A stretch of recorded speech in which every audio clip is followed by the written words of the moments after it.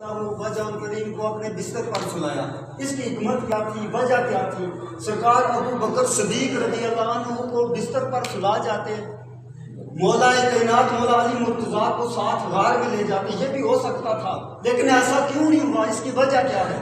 اس کی وجہ یہ ہے مختصر قبلہ پیر سید منور حسین شاہ جی یہ ہمارے لیے فخر بھی ہیں، سادات کے لیے بھی، اور خصوصاً اہل کشمیر کے لیے بھی، ابھیان کشمیر کے لیے یہ خطیب اعظم کشمیر ہے، خطیب اعظم آزاد کشمیر ہے.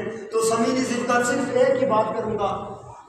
عرض کر رہا تھا کہ نبی کریم رؤوف الرحیم، نبی کریم رؤوف الرحیم ابو بکر صدیق کو بستر پر سلاتے، مولا علی کو ساتھ لے کے جاتے.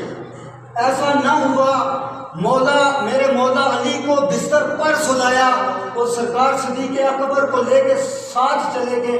اس کی وجہ کیا ہے؟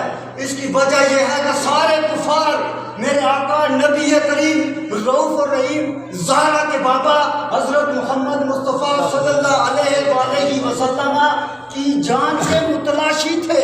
سارے کفار میرے آقا، آپ کے آقا زہرا کے بابا کی جان کے متلاشی تھے. میرے آقا مصطفیٰ صلی اللہ علیہ وآلہ وسلم کو قتل کرنا چاہتے تھے، نعوذ باللہ قتل کرنا چاہتے تھے. تو میرے آقا مصطفیٰ نے اپنی جان علی کو بستر پر چھوڑا، ابو بکر کو ساتھ لیا. اللہ فرماتا انفسنا وانفسکم، یہ علی جو ہے یہ نبی کی جان ہے.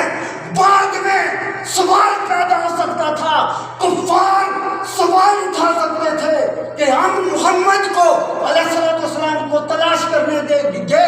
نعوذ باللہ کہہ سکتے تھے کہ محمد ہمیں دھوکہ دے کے نعوذ باللہ نکل گئے. تو قرآن کہتا ہے کہ اے کفار، تم محمد کی جان کے متلاشی تھے، اور محمد نے اپنی جان کو بستر پر سلایا اور ابو بکر صدیق کو ساتھ لے گئے.